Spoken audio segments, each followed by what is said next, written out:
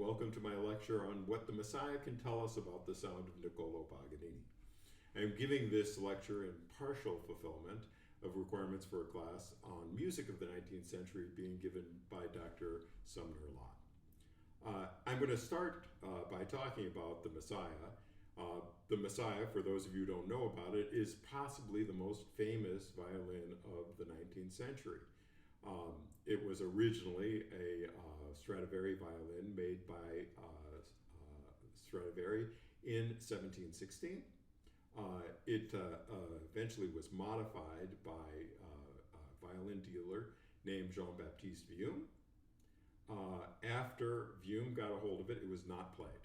It was in a glass case, but it was the most famous violin of its time. And this is what was said about this violin by the musicologist François-Joseph Fétis in a book that came out in France in 1856. I'm reading a translation from 1860.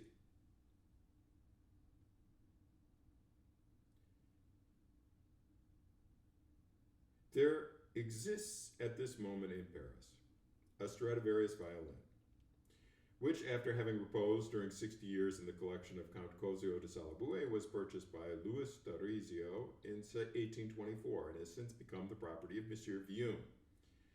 But this instrument has never been played upon. Now, at this point, there's a footnote by the translator. The reader will at once perceive from the context that these words are not to be taken in the absolute sense. And the reason he says that is because this is how Fétis says that the violin sounded. Here, in this new instrument, we find all the qualities combined of power, mellowness, roundness, delicacy, free vibration, a very superior, noble, and penetrating tone. In a word, this violin is a type of external beauty and of sonorous perfection. Nobody knows exactly why there's the difference between what the violin looks like and the violin as it's reported to sound like. My theory is that Vuillaume made a nearly perfect copy of the Messiah Strad, that the copy that sounds perfect was heard by Fétis, and that the original violin in its case, as modified by Vuillaume, maybe it didn't really all sound all that well. Fortunately, we have those copies. There were probably about 6 of them made in the years of 1855 and 1856. And I'm going to bring one out with the original concept of the strings, which was that they would be made out of gut.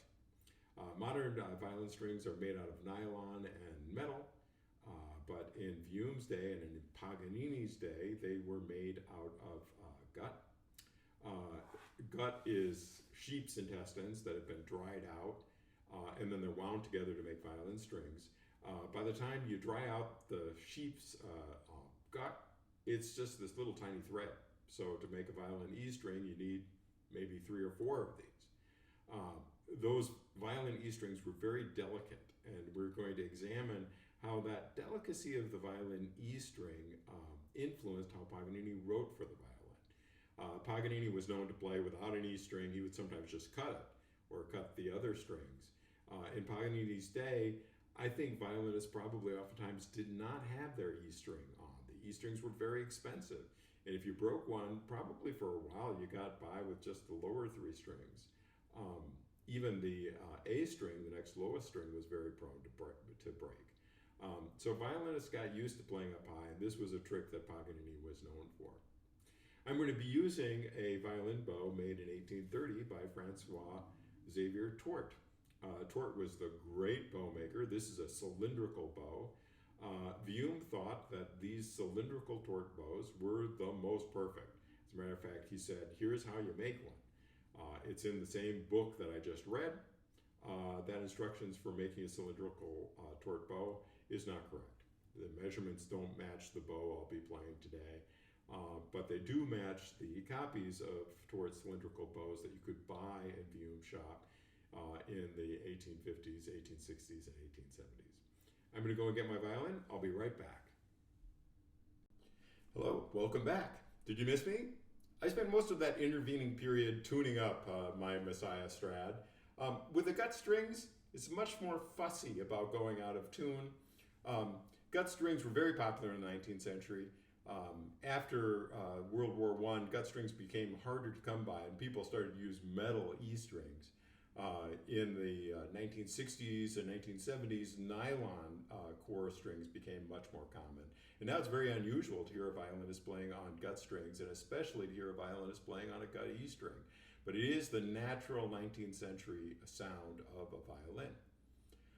I'm going to jump right in, and I'm going to play a little excerpt from a violin sonata that Paganini wrote in 1828.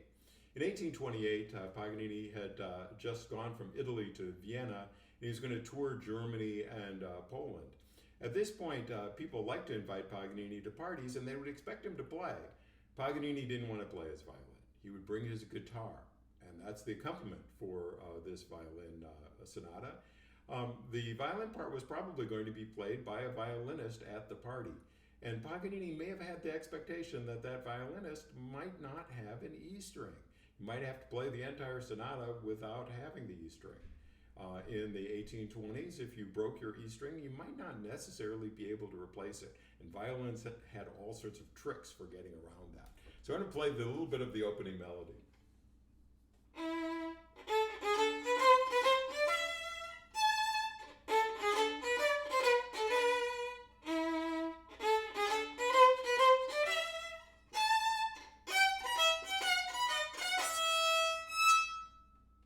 I love that little harmonic at the end. I'm playing it on my E string, but actually I could play it on the A string. If I hit this note on the A string and lift my finger up, it makes a harmonic right at that final note, so I don't actually need the E string. I'm going to go on and play the secondary theme from this sonata. Notice how lyrical this theme is. There was an idea about Paganini that he learned to play the violin in prison. And if you were a violinist and you were to play this little tune, you might imagine yourself learning to play the violin in prison, and how sad you would be, but how wonderful it was to be there in prison and to create truth and beauty through your art.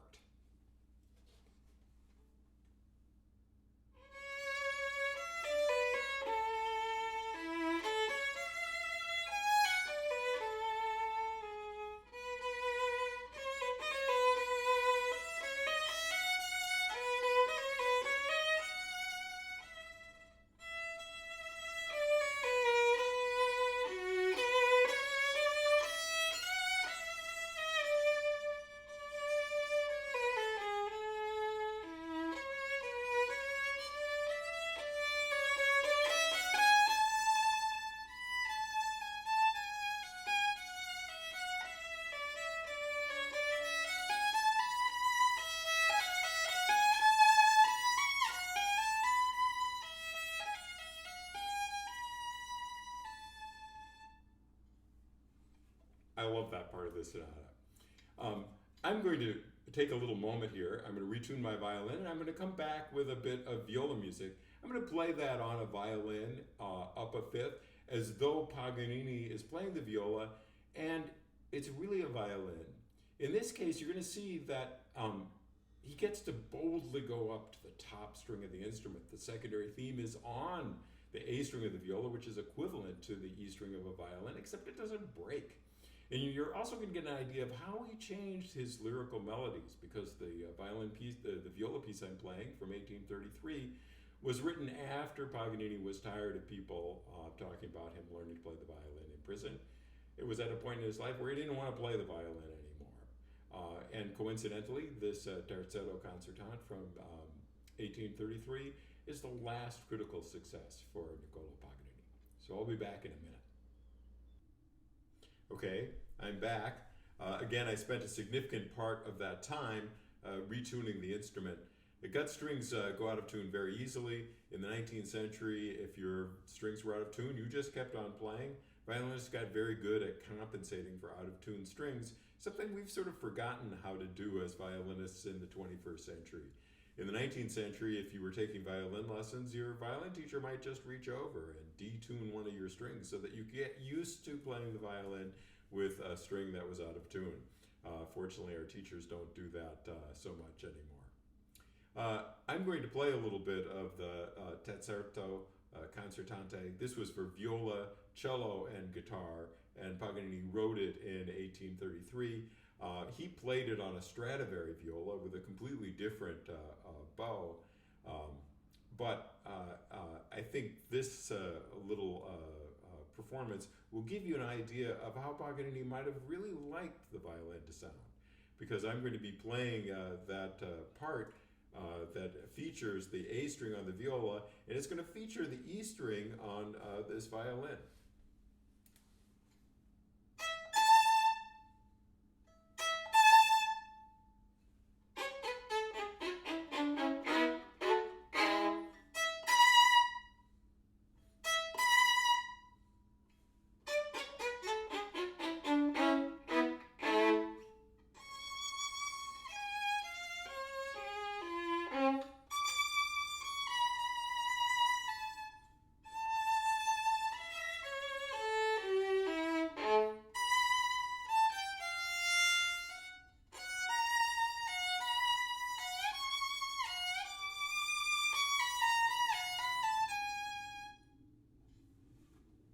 It's fabulous.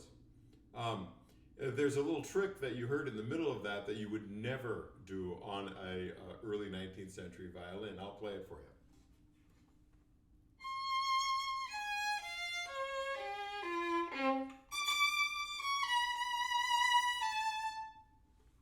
The problem here is that you go to the lowest string on the violin, and then you go immediately to the E string, you were very likely to break it. So Paganini didn't write that way for violin, but he felt like he could write that way for viola. I'm going to go over to the secondary theme.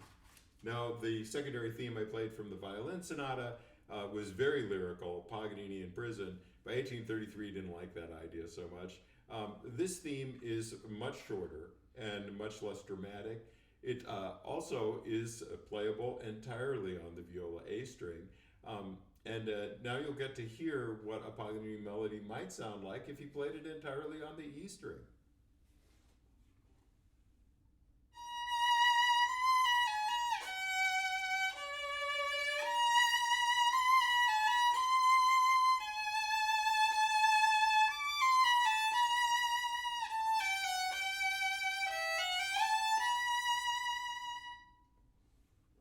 It's fabulous. But Paganini never wrote that way for the violin. The Terzetto Concertante was a tremendous critical success, and it was the last critical success of Paganini's entire career. Hector Berlioz heard about it and talked to Paganini. He said, "Hey, I'd love to write you a viola concerto," which he did. Starting in 1834, he worked on Harold in Italy. It doesn't reflect the way that Paganini played on the violin or the way that Paganini played on the viola, and Paganini himself never played it. There was one violinist in Europe who was sort of a imitator of Paganini, Charles de Berriot. Charles de Berriot's career took a nosedive in 1836 when he was accused of having murdered his wife, Maria Malibran. After that, he stopped touring England and France for quite a while. And when there was a chance for him to become a violin professor at the Paris Conservatory in 1843, he turned it down. In the 1840s, the violin E string became much more dependable. And people who wrote violin concertos after the time of Paganini, people like Mendelssohn, Brahms, and Tchaikovsky, they weren't so careful with the E string. They could use the full range of the violin. There was one way that you could hear the music of Paganini in the late 1830s and into the 1840s, and that was through the piano music of Franz Liszt. Franz Liszt made quite a career for himself playing piano versions of the pieces by Paganini that had made Paganini so famous, including the Paganini violin concertos. The actual Paganini violin concertos didn't become available to violinists until the 1850s. They have a role in the concert literature, but when people heard Paganini in the 1830s, they weren't necessarily hearing Paganini's violin concertos. Oftentimes, Paganini would play one of his showpieces for the violin, and then if he was going to play a concerto, it would be a concerto from the 1790s. This is actually the first time anyone that I know of has tried to recreate that sort of ideal 19th century violin sound. For the most part, even among people who do authentic performance, if you hear gut strings, it's in Baroque music. If you hear authentic bows being played, they're actually copies of Baroque bows. So I think this has been a great chance for us all to hear what Paganini might have sounded like on the violin if he'd had available to him the fabulous violins of the mid part of the 19th century and the fabulous violin bows of the early part of the 19th century.